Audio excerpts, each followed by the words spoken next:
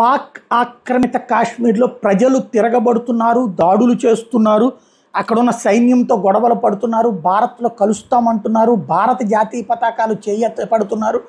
ఈ పరిస్థితి కరెక్ట్గా చెప్పాలంటే తొలినాళ్ళ లేదు 1971లో జరిగినటువంటి పాకిస్తాన్ విభజనకి సంబంధించి బంగ్లాదేశ్ విభజన నాటి పరిస్థితులు, పాకిస్తాన్లోనే ఉన్నటువంటి తూర్పు ప్రాంతంలో ఉన్నటువంటి వాళ్ళని కొడతా ఉంటే, దాడులు చేస్తూ ఉంటే వాళ్ళందరూ తిరగబడి భారతదేశంలోకి పారిపోయి వస్తుంటే వాళ్ళని కాపాడటం కోసం భారతదేశ సైన్యం వెళ్ళి చివరికి ఆ పాకిస్తాన్ని ముక్కలు చేసి బంగ్లాదేశ్కి ఇచ్చి వచ్చింది.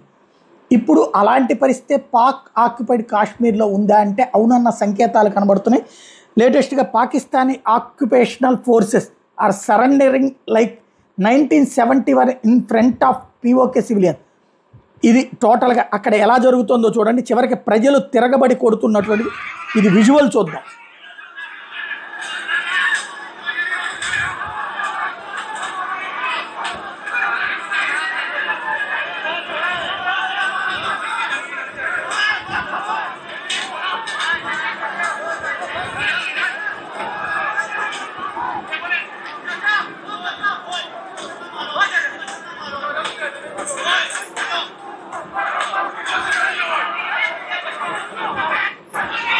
ఇది పరిస్థితి. ఓవరాల్గా చూస్తే పాక్ ఆక్యుపైడ్ కాశ్మీర్లో అయితే రచ్చరచ్చ నడుస్తుంది. తేడా ఏమవుతుందో చూడాలి.